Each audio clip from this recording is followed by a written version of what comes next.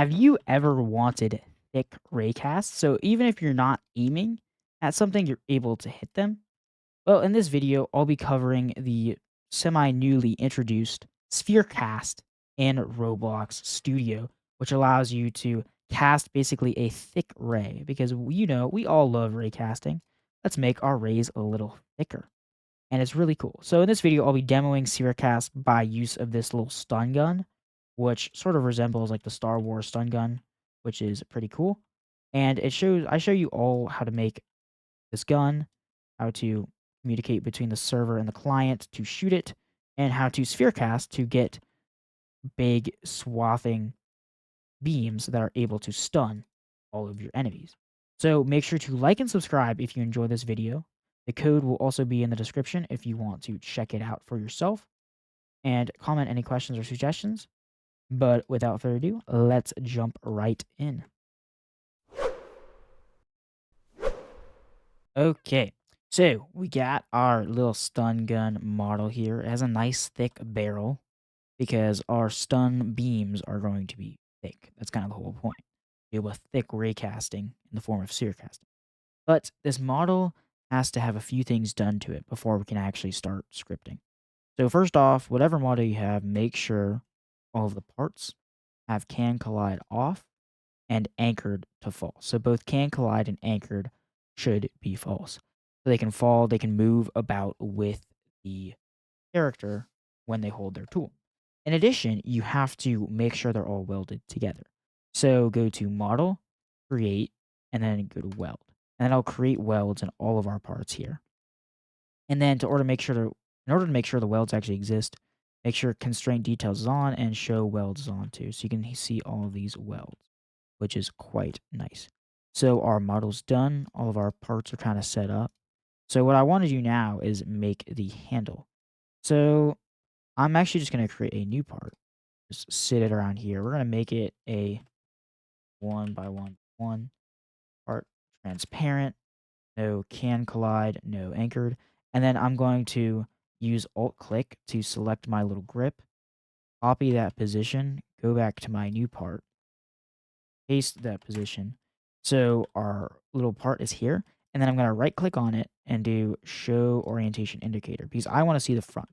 So the front right now, you can see this little F with the up arrow. It's facing to the left where our gun is holding. So I would recommend that your front of your handle part faces towards like where the front of the gun will be. Because this way, wherever you position this handle part will be where the player will hold the part or hold the gun, and it'll automatically be oriented correctly. Because handling tool orientations is kind of a mess a lot of times. So just create a separate part to do that. And then just leave this part just hanging out here. I'm also going to duplicate this part using Control D. And this will be, we're going to move this to the front of the gun where you want your like beam to come out. So this is going to be our little origin part. So in total, you got your handle part, your origin part, your normal model. Let's create a tool and put it all into there. So we got ourselves a tool in the workspace, shove the model in. I'm going to name this model like decor because it's all the decoration stuff. Decor, there we go. And then I'm going to take my parts, shove them also in the tool, take the part in which the beam origin will spawn, like where your gun will spawn. It's bullets. Well, not bullets. It's rays, it's beams, whatever. And we're going to call this the beam origin. So name it beam origin. Take the part where your player wants to be holding it, and you're going to call it the handle. Spelling is incredibly important.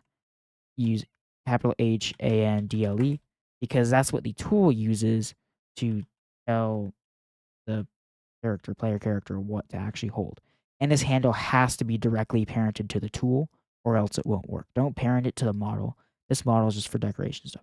But right now, the tool and the origin aren't really connected to anything. So I'm just going to highlight all the parts to make it easier and also highlight the handle and the beam origin. And I'm going to use weld to weld them together as well, which should be great. So there we go. We got our tool, we got all of our decor, we got our handle, beam, origin, whatever. And then I'm going to name this tool stun gun, obviously. And then I think just to test, I'm going to go to test and then underneath play, just do run and make sure it all falls as a unit. So it all falls as a unit and it falls into the void, which is kind of what we want because it has no can collide. That's good. and that means everything is connected. So we got our stun gun. Let's take it, shove it into starter pack, and then let's actually play it. I used F5 to play just then. And we could pull out our stun gun. Looks good. Looks dangerous. Let's get to scripting. Now go into your tool and let's click the plus arrow and create a local script. Here we go. I'm going to name this. Name it. I'm going to name this stun client. There we go. I'm going to zoom into this nice and easy. And then we're going to rename or get rid of the initial print statement. We got to get the user input service initially. This will be for game get service, user input service. This will be for getting the mouse input of the player. And we also need to get the camera, which will be equal to the workspace.current camera. Since we're on a local script, this will just get the current camera of the current player. And we also need the player, which will be just game get service players dot local player. This is our local player of this local script. There we go. So, and now we need to like get the trigger input of the gun. So obviously we need to get the gun. Gun equals script dot parent. And we can now make our gun event. So gun dot activated. Next a function. And here we go. So when the gun is clicked, when you press right trigger on a gamepad, when you touch the screen, this activated event will be sent or will be triggered, and it will run whatever is within this function block here. So what we want to do here is get where the player wants to, or where the player's like looking at in world space. The way we do that is initially we get the position of the player's mouse on screen, mouse touch, like that sort of thing. I think it works for gamepad and mouse. Not really sure about touch, but compatibility is not really the point of this video, so you have to test it out on your own local device. I'm pretty sure it works though. So we'll get local position, and so we can just do mouse screen mouse position equals user input service get mouse location. So this returns a vector2, so x and y position for the user's mouse position. And we can say local ray equals camera viewport point to ray, and we get the screen mouse position dot x and then the screen mouse position dot y. There we go. So what this does is we get the position, we send it to this function, which creates a ray from the camera. So basically just transfer our 2D position to like origin and direction in world space, which is exactly what we want. So from here, we can say local direction. This will be equal to the ray dot direction. And we need like the range of our gun. So this range, because we're going to be using Spherecasts on the server, which I'll get into later, we need this range to be less than 1,024 studs. And since both the client and the server are going to need to access it, we can just go into the stun gun, add attribute, change the type to a number, and call this range. And I'm going to make my range, we're going to make it 500 studs. Change it to whatever you want. And then in our local script, we're going to say local range in all caps because constants use upper or loud snake case as a convention. At least for me, you can use it whatever you want, but this is what I prefer, so it's clear that this is a constant. Will be equal to gun get attribute range. So we get the range, and we multiply our ray dot direction times the range, because raycasts use both the direction and the magnitude of the direction to get our like final position thing. And then we need to actually do our cast. So we're going to say local cast equals workspace dot raycast raycast. Now we're going to send in the ray dot origin, so the camera origin, and then the direction. So the reason we're using raycast and not spherecast right now is because the client all it has to do is get the world position of the mouse. The server will do the heavy lifting with the sphere casting to get our nice thick ray that will allow us to detect a lot of players in like an AoE type fashion. But what we need to do here is just get the mouse position of the player. So we can just use a simple raycast here and send in the stuff because all we need to do is know where the player really wants to go. So let's just print the cast dot instance to make sure everything is working properly. Let's go in. Let's play it. So here we are in the world. You got the base plate. You got spawn location. If you turn around, you hit the handle. You don't really want to hit the handle, or you can even hit the player maybe, which is not good. And also, when you click the sky, there's no cast. The cast object doesn't exist, so we have to handle that somehow. So go back into our stun client. First of all, let's solve that issue where you can intersect with yourself. You can hit your own gun. You can hit your own player. So we're gonna make a raycast params object. I'm gonna call this mousecast params equals raycast params dot new, and then underneath here we're gonna do mousecast params dot filter type equals enum dot filter type raycast filter type dot exclude. So all of our filter descendants instances are going to be excluded from our raycast.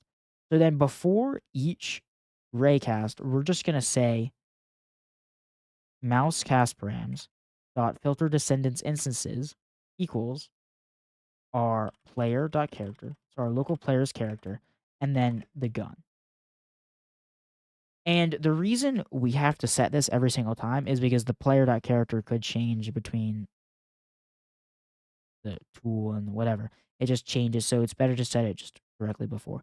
Since we are within a tool that gets parented to the character here and there, you could probably get away with putting it outside of the activated function, but better safe than sorry. You can experiment if you want, but only if performance is an issue, and in this example, performance is most certainly not an issue. So then we also want to send our mousecast params as the third argument to our raycast. So now we shouldn't be able to hit our cell, which is good. But we also need to make sure that when we get the position from our raycast, it handles the case where we don't actually hit anything. So when we say local position, we're going to do it if else clause. So we're going to do if cast then cast dot position else ray dot origin plus our direction. So what this does is it's basically like returning a value. We return cast dot position if the cast does exist, but otherwise we just give the position value or position variable where the ray would be at its maximum distance. So we go from the origin and we go all the way to the direction times the range. So that's like the max distance, max range it could go to. So this position will always be a value regardless of if we actually hit something, which is great. So if we do print position, you can play it, and then you should be able to hit the ground, you get number, hit the sky, you get number. So that is wonderful. So we got our ray position, but we obviously can't really do anything with this position. So we need to actually like send it to the server. The way we're going to do that is with our remote events. So I'm going to create a remote event in our stun gun, and I'm going to name this fire gun. And the reason we have to send this to the server is because if we were to do the hit detection and damage on the client, number one, it wouldn't actually register because the client shouldn't be able to do that. Number two, the client should not be able to do that because that means exploiters can literally just kill everyone if they wanted to. So obviously we have to send it to the server, validate the hits, and do all of our server stuff without the prying eyes of a exploitative client. So underneath our gun, I'm going to define a new variable. It says local fire gun event equals gun wait for child because it may or may not exist. Do fire gun. Because we're on the client, we have to use wait for child. So down here where we have our position, we can just do fire gun event fire server with the mouse position. So there we go. So that is the client done. Now let's go to our server. We don't have a server yet. Let's create our server. Go to stun gun, click the plus, create a script, just a regular old script. I'm going to name this stun server just because it helps with our little top bar here. And then now we need to get our stuff and create our server side big raycast spherecast gun thing. There's a local gun equals script dot parent. Then we're going to say local fire gun event thing that the client uses to communicate that we will receive. We're going to do gun.firegun. Notice there's no use of wait for child because we're on the server. Everything's already loaded. And now we also should probably get the range because we'll use that later as well. So range equals gun get attribute range. There we go. And then we're going to say fire gun event on server event. So when the server gets called by the client, we connect a function which takes two parameters, the player and the position, say mouse position that they want to hit. And then inside our function, this will run every time the player wants to shoot our gun. We're going to say, we're going to start with direction calculation because we kind of need that. So we're going to say local direction equals mouse position minus our beam origin dot position, but we need to get our beam origin. So let's go to our top. We're going to say local beam origin equals, I can spell it right, equals gun dot beam origin. There we go. So down here back in our mouse, in our little direction block, we can say mouse position minus beam origin dot position dot unit times the range. So this may look a little bit redundant, but what we're doing here is we're getting the vector from our position that we touched on the screen and the origin so that we can later cast a ray from the origin of the beam to our intended position and see what collides from there. Because if we were to just cast straight from the mouse origin and like the mouse direction, the bullet would, or the ray or the beam would come from your camera, which is kind of weird. You want the beam to come from the barrel of your gun. This origin position is basically the barrel of our gun, and this position is where we kind of want to shoot. But since the client is sending us this mouse position, we really don't want to trust that it's like within 1024 studs because Spherecast can't go past that. So we get the unit vector, so it's the magnitude is like 1, and then we multiply by the range again because this mouse position could be anything. We want to make sure that it's safe for the server to handle so there's not too many errors. And so now we need to do our cast. We're going to say local cast equals workspace Spherecast. Ooh, fancy. It's a Spherecast where we send in our beam origin dot position. So this is where it starts. And then we have our radius. So how wide should our little sphere cast be? We're going to say 3.5 stuff. And later we're going to turn this into actually, let's do that right. Let's turn this into an attribute of our stun guns. You can edit that on the fly. We're going to say our stun radius is a number value, which will be equal to 3.5 studs. Then we're going to say local stun radius equals stun get attribute stun radius. There we go. Okay, so we have our stun radius, we have our range, whatever. Let's do our stun radius in here. And then finally, for our direction, we're going to send in the direction that we literally just created. So what is a sphere cast as opposed to a raycast? A sphere cast takes like a big chunky sphere, the radius of the thing that we sent, and it casts it like in a row like a ray. But instead of being like really, really thin like a ray, it's nice and chunky. So this will allow us to make a stun gun, sort of like the Star Wars ones, where like it's a big kind of cylinder, and it'll catch anything in its like range, or catch for a sphere cast, it'll catch the first thing. So after we have that cast, and I think let's add the raycast params right now too, because we kind of know they have to be there. So we're gonna say local fire cast params equals raycast params dot new. I'm gonna say firecast params dot filter type. It's the same thing we did before. A filter type equals enum dot raycast filter type dot exclude. So before each firing, we need to set our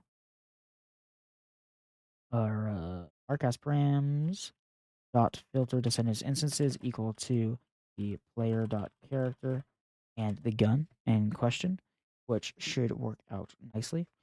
And so now we have our cast, we have everything set up. Let's just double check that everything works by printing the cast dot instance. Here we go. So we got our stun gun, faceplate, handle, sky. as nothing because there is no instance that exists. So in the same fashion that we did for the client, we have to make our little position for this will only be for visualization purposes because in terms of the actual stun behavior, that won't be triggered when we hit the sky because we're not gonna stun anything. We can't stun the sky. So we're gonna say local position equals if cast then cast dot position, else beam origin dot position plus direction. There we go. So in the same fashion as before, this is what we will be doing, which should be nice. So moving on, we have our position. We'll use this later actually for the visualization of our beam. But for now, let's actually add the stunning aspect. So we can only stun if we actually hit something. So we're going to say if cast and cast dot instance. So if we hit something and the thing we hit exists, not terrain or anything, we say local character equals cast dot instance find first ancestor, which is a model. So we go back in our ancestry because usually we hit like an arm or something and the arm is parented to the model. And then since we got a character, or we may or may not have a character, let's go get our humanoid as well, which will be equal to character and character find first child. Actually, to be more safe, we can do which is a. Okay, so what this does here is if the character exists, so if character is true and returns the second value, which is this. If character is false, humanoid just won't exist. Because now we have to test if the humanoid exists, then we need to actually do stun them. So from my testing, the most reliable way to stun a humanoid is setting humanoid.platform stand equals to true. And then we're going to do task.delay for however long you want the player to be stunned. I'm just going to say 3 seconds. And you could turn this into an attribute if you wanted. Definitely a good idea if you're actually making this tool. Just say if humanoid, then humanoid dot platform and equals false. Okay, so we got our humanoid. We set them to stun. So this platform stand basically just stuns them. It looks really weird. I mean, I would recommend running your own animation, but it does do the stunning and it does do it well. I tried setting their humanoid state. It didn't really work. This may not be the best way, but this is not the point of the video. The point of the video is to play around with Spherecasts and with, tool stuff. But this does do the trick to stun them. And after 3 seconds, we have to unstun them. And we use this task.delay so that it creates a new thread so that this delay won't really interfere. If you use task.wait, it interferes with the rest of this code. And below here, we're going to add our visualization, and we definitely don't want the delay to interfere with that. So after delay, stuff could have changed. The player could have died. So we have to make sure that the humanoid in question still exists, and then we unstun them here. Because obviously they can't be stunned forever. And since we're doing this on the server, it should be more or less secure. So let's actually try that. So what I'm going to do is go to Toolbox. If you don't have the Toolbox, just go to View and then Toolbox. Bring up the freaking Toolbox. Here we go. I'm going to go find my old friend, the drooling zombie. Oh, there we go. So we're going to go find my old friend, the drooling zombie.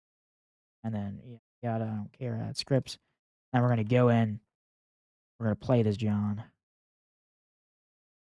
And we're going to stun the crap out of the zombie. Oh, why is he so... But he does in fact get stunned. You see him like kind of sinking to the floor. That is the stun behavior working its action.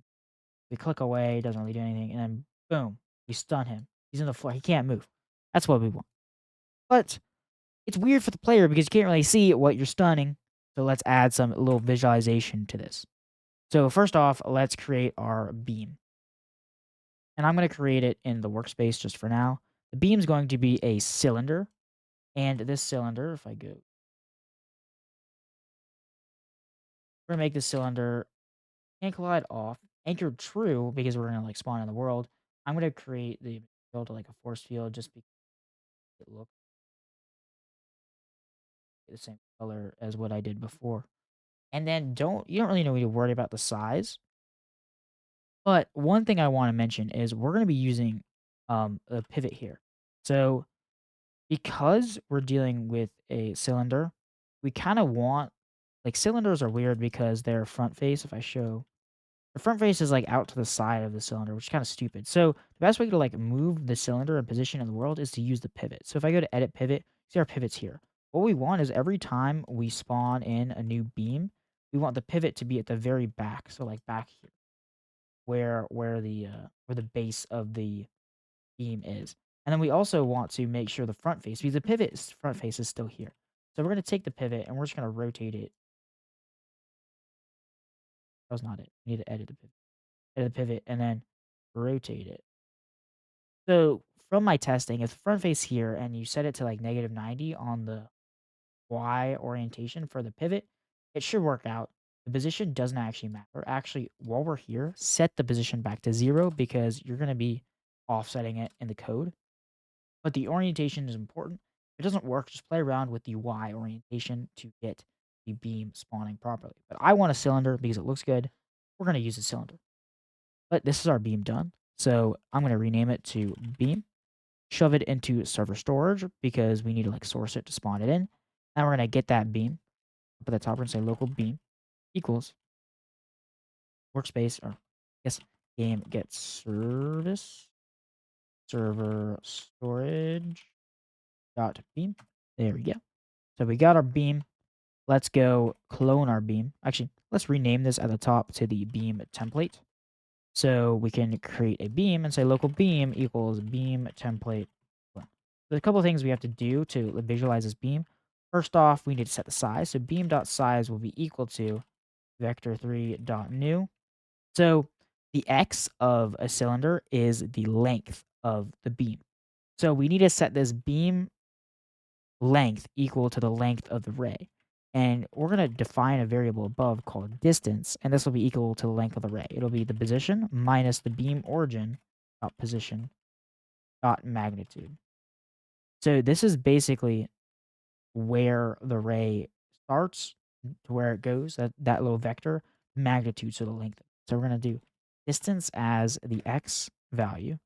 And then for the y and the z, we're just going to set it to the radius of the stun radius. Because we're going to make it as thick as it will be, as the spherecast will be. And then we need to set the beam.pivot offset equal to the beam.pivot offset. Because the beam pivot offset is a C-frame, we do not want to edit the orientation.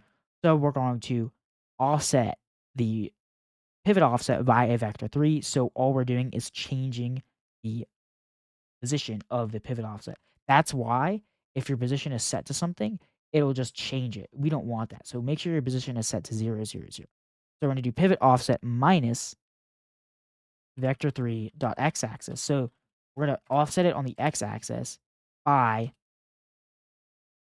distance divided by 2. So if you'll notice, let's use our actually duplicate our beam. We're going to have a little test beam here. And if we edit the pivot and we were to edit the pivot, we move the pivot to the edge here. Notice how the beam is 4 studs long and the pivot position is -2. So we always want to be here. So we'll take our x coordinate and we'll just kind of divide it by 2. And we subtract it, so that's why it's negative. And boom, there you go. So that's a little explanation behind it. Test beam, goodbye. Back in the server, we're going to say beam pivot to. This is the function to use the pivot to actually do it relative. We're going to pivot to a new C-frame. And so it's going to be, we're going to do cframe.lookAt because this is the like most intuitive C-frame function. I have a video on this if you want to check it out. We're going to do cframe.lookAt beam origin.position. And then we're going to look at the position. So we're going to start at the origin and we're going to look at the position, offset in such a way. And since we use the pivot offset, we don't actually have to offset the pivot too, which is really great. And now we set beam.parent equal to the workspace. And we need to delete the beam after it's in the world for a little bit. And for that, we're going to use the debris service. So local debris equals game get service debris. And what we can do here is we can say debris add item beam and it'll despawn after 1 second. So this will basically automatically delete the beam after a second because we don't want to have infinite beams, not beans, in our world. So let's go and test this. It'll work nicely. Yeah, so now we got our beams. And now you can see when you stun the dude, you got your nice little beam can go into space. But notice, we just kind of fell into the earth, which Not good. So we should probably use our or our exclusion raycast params in our Spherecast. Big oversight by me. We need to actually include this fire cast params inside of our thing. But speaking of the cast params, if you'll notice, we go back in. We got our little lasers. You can shoot against your own lasers. That's kind of stupid. The lasers should be independent of each other. So to fix that, we're going to go into workspace, create a new folder, call this beams. We're going to go in the server, get this folder. We're going to say local beam folder equals workspace.beams. And we're going to add this to the exclusion list in our filters descendant instances. We're going to add this beam folder because we want to ignore all the other beams. And then when we parent the beam, we're going to actually set it to the beam folder parent as well. And since we do this on the server, we should probably also do it on the client. So I'm just copied the beam folder, put it in here. We're going to do workspace wait for child beams just in case. And then we're going to say beam folder in our mousecast params beam folder. There we go. That's good. That's good. So now we should be able to not shoot beams. So yeah, so they go through each other, which is cool. Exactly what we want. So the beams can actually do that. Cool. So this can shoot infinitely, and I'm not going to cover debounce in this video. I already have a video on that. So check out that if you want, and make sure to put it on the server so that you can't shoot multiple times in a row because it's bad. But at the end of the day, this is our stun gun done. I know this video was a little long and I was going a little fast, but I hope I was able to explain everything because sphere casting is really cool. I've been looking for something like this for a long time because this allows you to cover more area on your raycast, thick raycast, and it's super useful for stuff like this because I guess maybe I need to demonstrate it a little better. Because if I go back in and I'm like looking at my zombie and I kind of shoot to the side, I still hit him. I don't have to like pinpoint accuracy click him, which is really, really cool. But yeah, so I hope you enjoyed this video. Make sure to let me know what other things you want to see with Spherecast and Blockcast because they have a lot of potential. Let me know if you have any questions, suggestions, whatever. And I hope you enjoyed. So, have a nice day and goodbye.